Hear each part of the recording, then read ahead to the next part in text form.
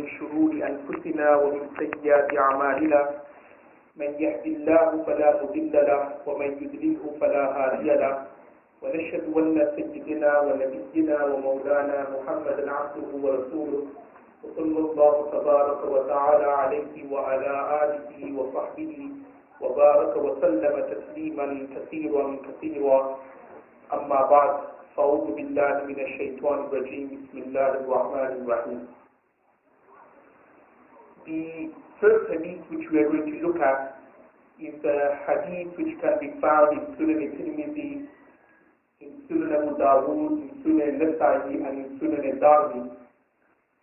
It's narrated by Abdullah bin Mas'ud al-Anhu that أنه سئل عن رجل تزوج امرأة. That once Abdullah bin Mas'ud al-Anhu was asked regarding a man or a person تزوج امرأة who married a woman ولم يفرض لها شيئا ولم يدخل بها حتى مات. That when he married this woman, he did not stipulate the dowry or the mahar for her, and nor has he had intercourse with her hatta mata, until he passed away. So Abdullah bin Mas'ud al-Anhu replied by saying, لَهَا مِثْلُ صَدَاقِ نِسَائِهَا لَا وَقْسَ وَلَا شَتَطَ. That this woman will receive what we call the mahrim misl. Let's say mahrim misl in a second. وَعَلَيْهَا الْإِدَّةُ وَلَهَا الْمِيرَاثُ. And this woman will also have to observe the iddah and the waiting period, وَلَهَا الْمِيرَاثُ, and that this woman would receive the mirath and would receive the inheritance from her dead husband. فَقَامَ مَعْقَلْ بِنْ سِنَانَ الْأَشْجَعِي. The hadith goes on to say that another companion in the name of Ma'qal bin Sinan, he stood up and he said that indeed Rasulullah gave exactly the same judgment, passed exactly the same decision with regard to a woman whose name was Birwa bint Washif, Imra'at minna, who was from our tribe. فَفَرِحَ بِهَا ibn Mas'ud, and the hadith that goes on to say that Abdullah bin Mas'ud al-Anhu was so happy that his decision or his judgment was similar to that of Rasulullah sallallahu alayhi wa sallam.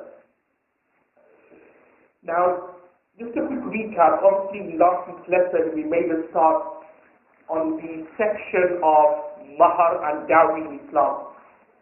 And I mentioned that stipulating the dowry, or for the husband to give a dowry to his wife at the time of nikah, at the time of marriage, is considered to be wajib and obligatory. But it is such an obligation, it is such a wujub, that if the husband did not mention anything, if the husband did not say anything, and the boy and girl, they got married, that nikah and that marriage would be considered valid, would be considered correct. However, afterwards the husband would have to give something which we call mahrim misl, which I'm going to explain in a few moments' time. Now I'm just going to elaborate on this particular ruling and look at it from the books of fiqh, what the various Hanafi scholars have said with regards to this particular mas'ala. Now the first situation is that if a husband got married and at the time of nikah he stipulated the dowry. He said to his wife that, okay, I'll give you £1,000, that will be your dowry. I will give you £500, that will be your dowry. Now the ruling is, if there was intercourse between the husband and wife, or if there were just seclusion, meaning just privacy, so there wasn't intercourse, but there was just privacy, and I'll explain the reason and the wisdom behind that after. Then what would happen is that the husband would now have to give the entire £1,000, the entire agreed amount to his wife. And if he doesn't, then it's mentioned a hadith of Sunan al-Bayhaqi that in the hereafter such a person would be considered a zani and a fornicator in the eyes of Allah. And this is something which is very, very important, because many people, they get married, they say to the wife, yes, I'll give you 10,000 pounds, I'll give you a house, I'll give you a land, I'll give you this, I'll give you that. They get married and then they promise all these things, but they never ever give the dowry and the mahar to the wife.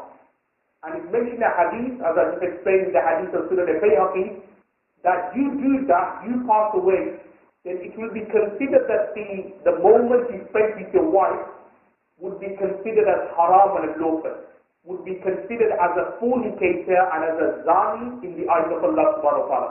Because that is the difference between a lawful relationship with a unlawful woman and a lawful relationship with a lawful woman is the mahar and the dowry.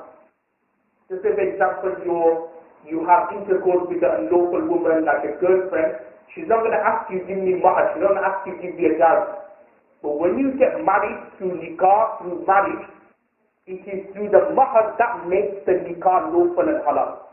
Now if you promise a woman that I'm going to get married to you, I'm going to give you a house, I'm going to give you this, I'm going to give you that, and then you spend your entire life with her without giving her a single penny of the dowry, then the time you spent with her and an unlawful woman, what's the difference? It's exactly the same. That's why it's mentioned in the hadith of Sunan al-Bayhaqi that such a person who will pass away will be considered a zani and a fornicator in the eyes of Allah. So remember, as soon as you have an intercourse with your wife, as soon as there was previously a seclusion with your wife, the full amount of the mahar becomes wajib and obligatory for you to give.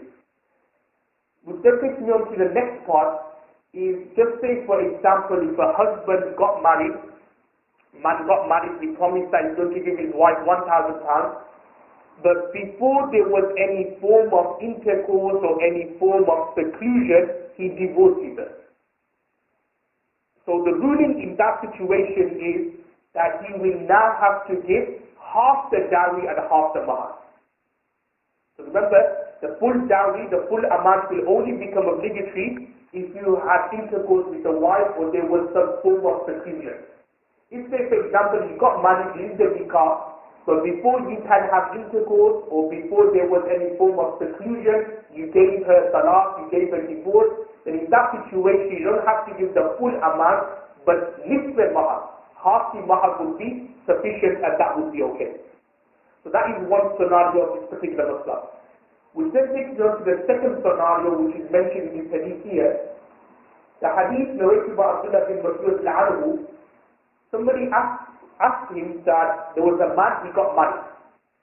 But the difference between this scenario and the one I mentioned before, وَلَمْ يَفْرُدْ لَهَا شَيْئًا, which means that the husband did not say or stipulate an amount for his wife. So he got married to her, but he didn't say, I'm going to give you 1,000 pounds. He didn't say, I'm going to give you 500 pounds. He didn't say, I'm going to give you mahar fatimi, as I explained in last week's lesson. Nothing. He just got married, ijab al-qabul, the Maulana Sahib, the Imam Sahib did the nikah, that's it. No mention of the mahar or the dowry at all. Now as I already explained, you still have to give the dowry. It's wajib to give it. So even though it wasn't mentioned at the time of nikah, you still have to give the dowry afterwards. So what happened here is that the husband, he got married, he didn't stipulate anything. Then he goes on to say, وَلَمْ يَدْخُلْ بِهَا, he did not have intercourse with her. So he did not have any seclusion or any kind of jima with her. Then the hadith goes on to say, and then this husband passes away. So therefore, what did Abdullah bin Mas'ud order? He ordered that this woman would receive something which we call in Arabic mahar misal. Now what does mahar misal mean? Now mahar misal is the dowry which this woman who you married, the wife who you married, what her elder sister got, or the calculation or the dowry she will get will be similar to what her elder sister got if she had one, or what her paternal aunt got when she got married.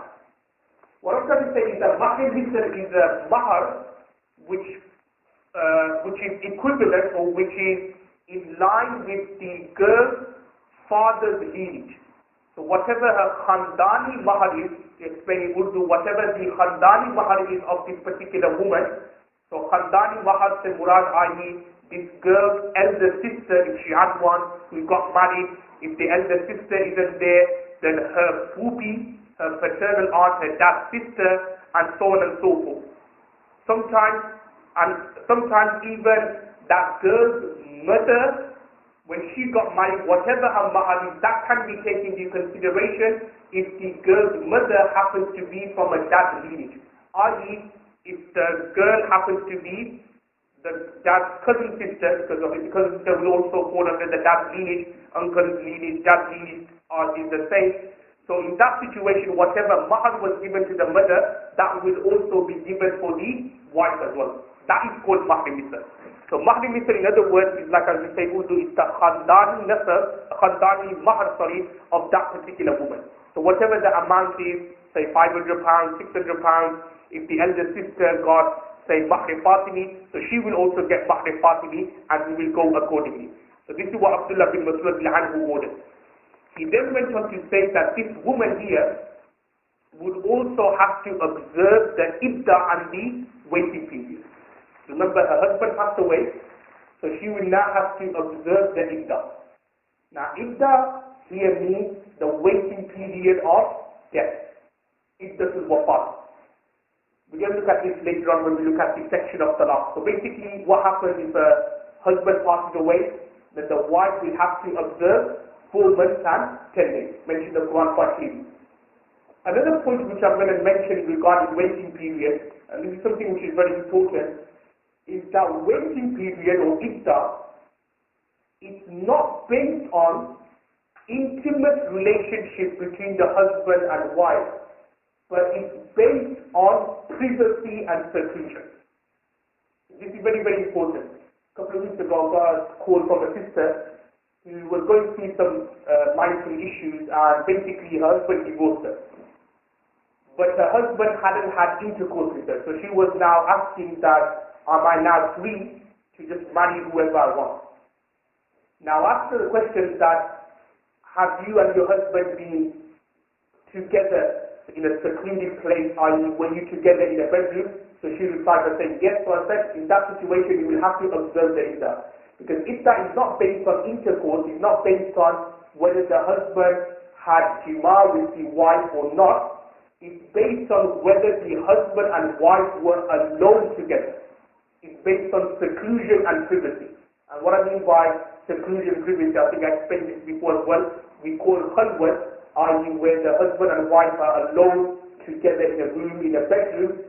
If that was found, then iddah will be obligatory for this particular woman. Now you may be thinking that why is it based on seclusion and privacy and not based on actual jima or intercourse? Now there are many examples in the Sharia where there are certain things where we don't know the reality of. So what we then do is that we then say to ourselves that if the apparent cause is found, if the situation is found, then we will say that the reality was found as well. Now let's give you an example. Take example of sleeping. Now sleeping in itself, known in itself, that doesn't break wudu. The actual sleeping itself, that is not impure. That's why it's mentioned in the books of fiqh that if somebody in salah wants to fall asleep, so in at-tahiyyat he fell asleep, his wudu doesn't break. In ruku, he fell asleep. As long as he was maintaining the sunnah posture, his wudu doesn't break. In sajda, as long as he was performing the sajda and the prostration according to the sunnah, his wudu would not break. Sleeping isn't hadath, isn't impure. But the reason why we say sleeping breaks the wudu is because when a person sleeps, say on the bed or lying down on the floor, his body, everything relaxes, muscles relax, there is more of a chance of wind passing. So because of wind passing, more of a chance of wind passing, that's why we say his wudu breaks. When you look at it, the actual sleep itself, that isn't impure. But the reason why we say is that when somebody falls asleep, there is a greater chance of wind passing, therefore his wudu breaks. That's why the same ruling also applies when somebody is drunk. We say exactly the same. When he's drunk, his body, everything relaxed, he's unaware of what is happening, more chance of wind passing, his wudu will break. Exactly the same when somebody faints, somebody has a fit, somebody is unconscious. So when he's unconscious, he doesn't know what's happening, more chances of wind and these kind of things passing from his private parts. Why? Because he's lost control over his body. The actual sleep itself, that's not impure. The actual, somebody drinking alcohol itself, that is not considered to be breaking the wudu. That in itself doesn't nullify the wudu.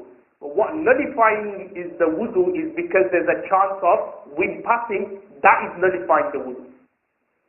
Now what I'm trying to say here is that exactly same when it comes to intercourse and privacy and seclusion. The actual ruling is that if there is intercourse, then there should be iddah, then there should be waiting period. But we're not going to ask a woman, we're not going to ask the husband, have you had intercourse with your wife? We're not going to ask her out of haya, out of modesty. We don't ask these kind of questions.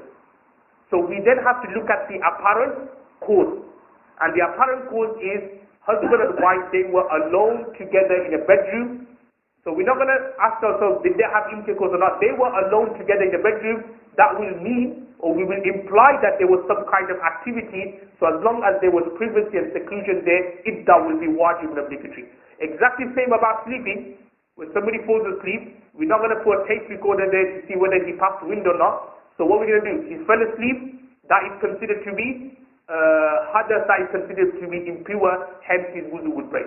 So it's one of those situations where we look at the apparent cause because they were alone together, so therefore we will assume that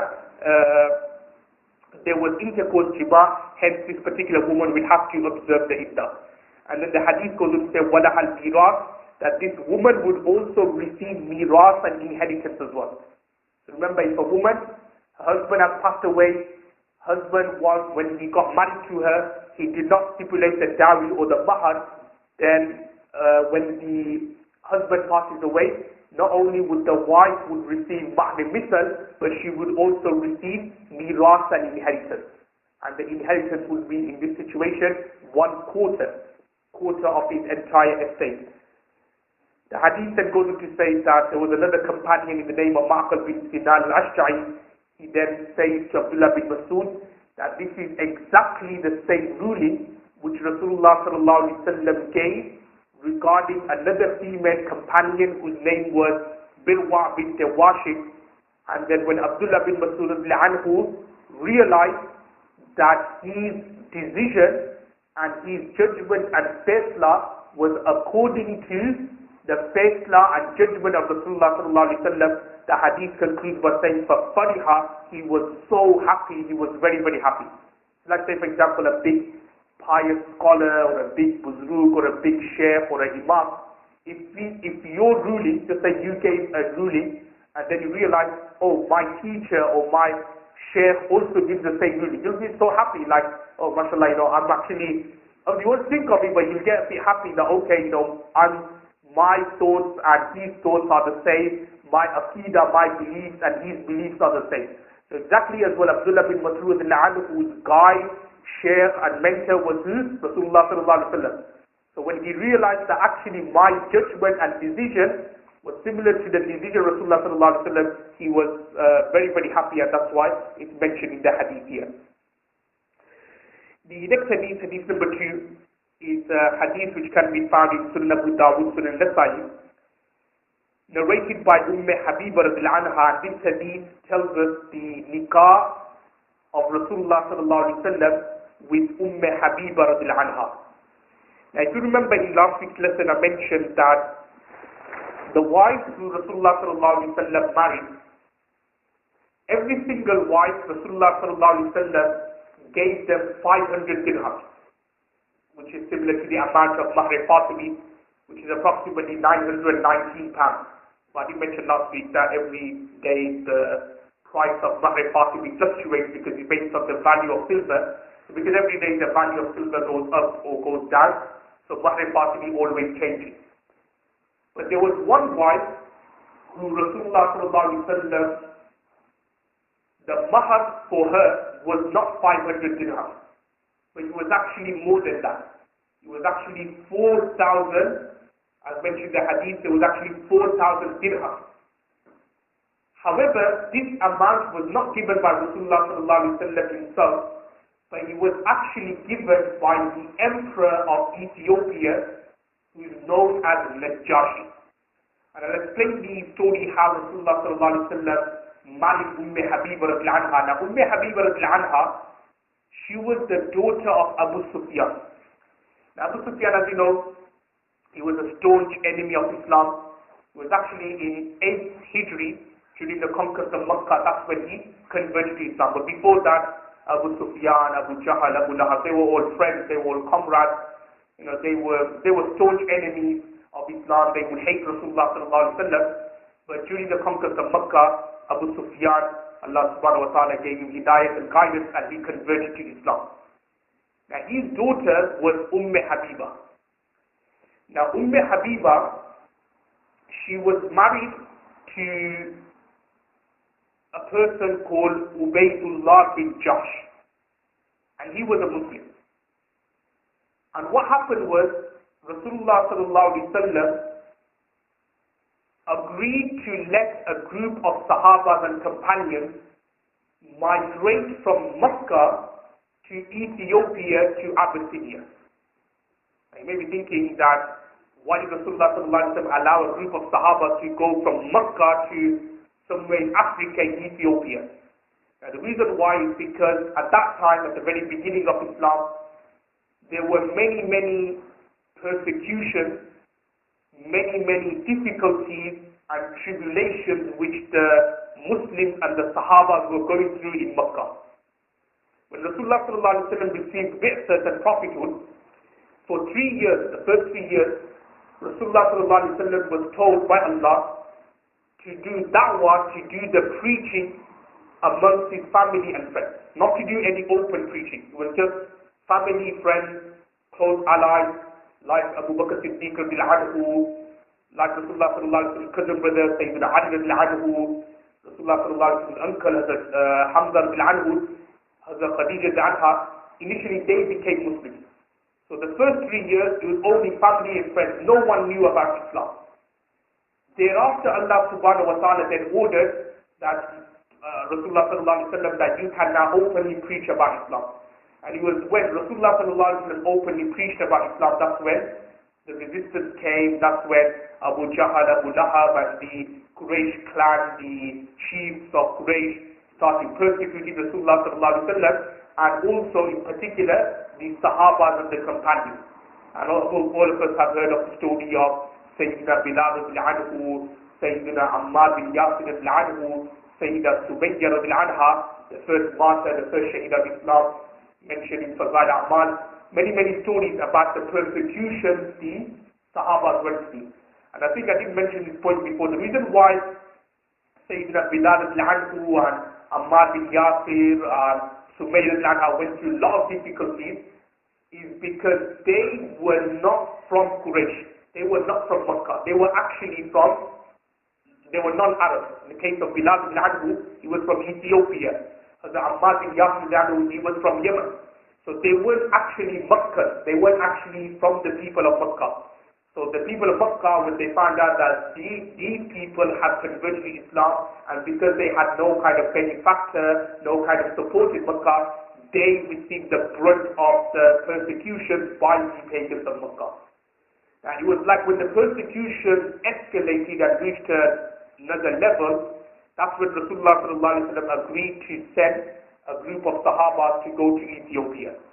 And again, when you look in the books of Sirah, they explain the story that the Quraysh, they then realized that a large group of Muslims were migrating to Ethiopia. So what the Quraysh did was that they sent a delegation to go to Ethiopia. And this delegation, they went to Ethiopia, they met the emperor of Ethiopia, Najashi, and they said to him that these people, they are rebels, they are apostates, they're murtads, they have left their forefathers' religion. And look what they said. The way they said it was, they've come to your country and they are not acting upon your religion. Because remember, Ethiopia at that time was a Christian country. So they're not acting upon your religion, but they're acting upon another religion, totally strange from what our forefathers preached and what you were preaching, i.e. Christianity.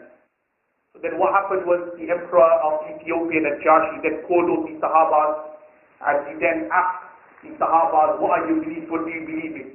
So then he said, the seerah that goes on and talks about the inspirational speech Hazrat Ja'far al-Anhu, the cousin brother of Rasulullah gave in front of Najashi, told them about Islam, told him about Rasulullah about the kalima, about Tawheed, about the oneness of Allah. And then afterwards Najashi then asked Hazrat Ja'far al-Anhu that, can you recite to me some words your Prophet has revealed to you? Then Hazrat Ja'far al-Anhu then recited Surah Maryam, Kaf Ha Ya Ain Swad. So when Hazrat Ja'far al-Anhu recited that particular surah, then it's mentioned that Najashi, he was so overwhelmed by the words of Allah subhanahu wa ta'ala, by the Holy Quran, that tears started flowing from his eyes to the extent that all his beard became drenched with water because of the tears from his eyes. So this is, what we can understand from that story I just mentioned, is the ta'qeed, the effect of the Holy Quran. The Holy Quran, and I did mention this once as well in the Jummah khutbah, it's the words of Allah. The Quran which we read, Al-Islam means Zalik al-Kitab, La Rayba Fihi, it's not any ordinary word, it's actually the words of Allah subhanahu wa ta'ala's direct speech and kalam. And that's why we hear many, many stories, not of the Najashi, but of other non-Muslims, non-believers, who heard one verse of the Holy Quran, who heard one book of the Holy Quran, and they automatically become Muslims. Why? Because that's the power the Holy Quran has. So unfortunately, because we don't first and foremost acting upon the Holy Quran, because our lives, the way we live is totally away from the Quran.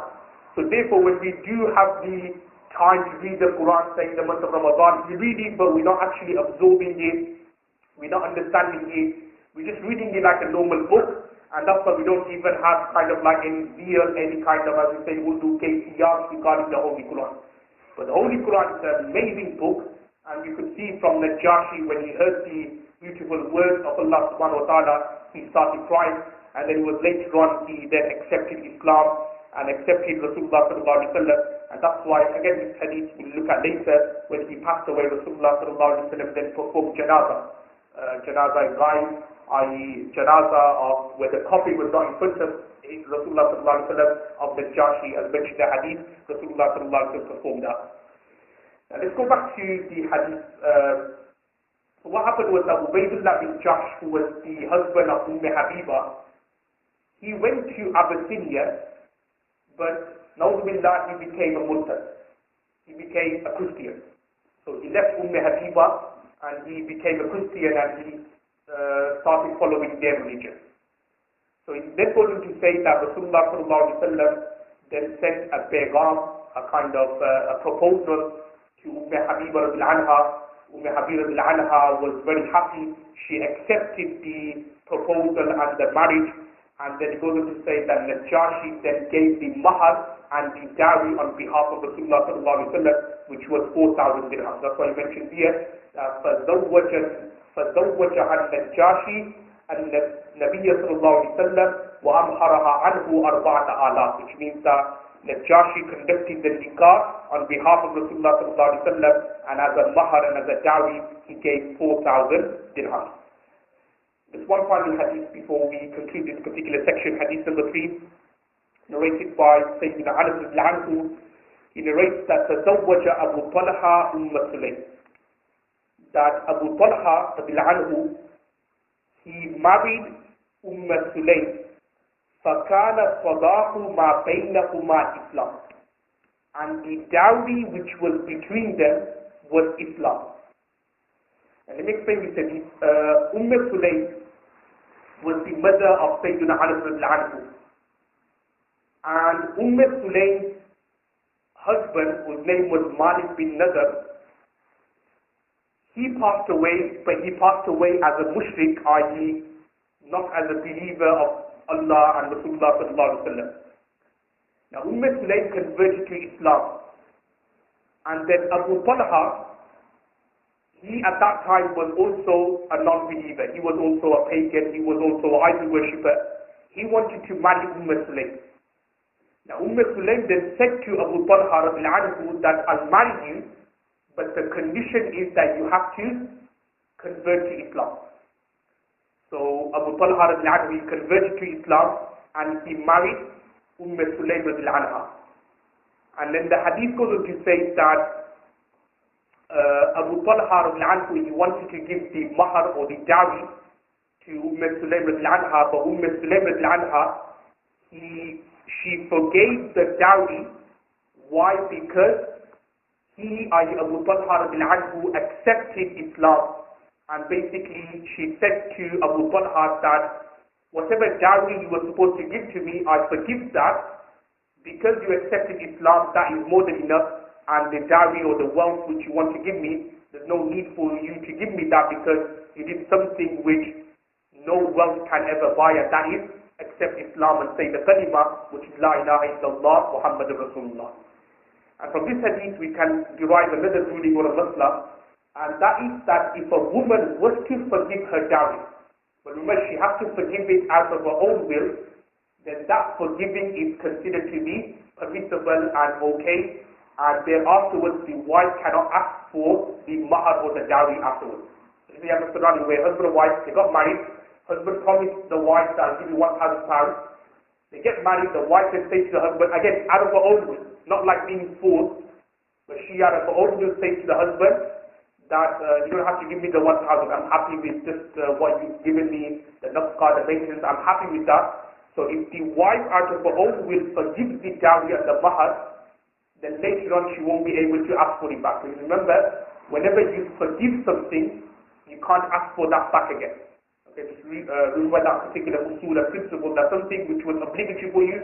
Another example I could give, just say somebody owed you £10,000 debt. When you say to that person, you don't have to give it back. So you said that, you forgive him, after you go master, and then afterwards you can't ask for where's my £10,000. So remember, something where you forgive a debt or a qadr from someone, then you can't ask for it back. So the exactly same with regards to mahar as well. If you forgive the mahar or the dowry, then you can't ask for it back again. And this is what can be implied from this particular hadith. When I will tawfiq, trust what we said, wa akhir da'wan, alhamdulillah.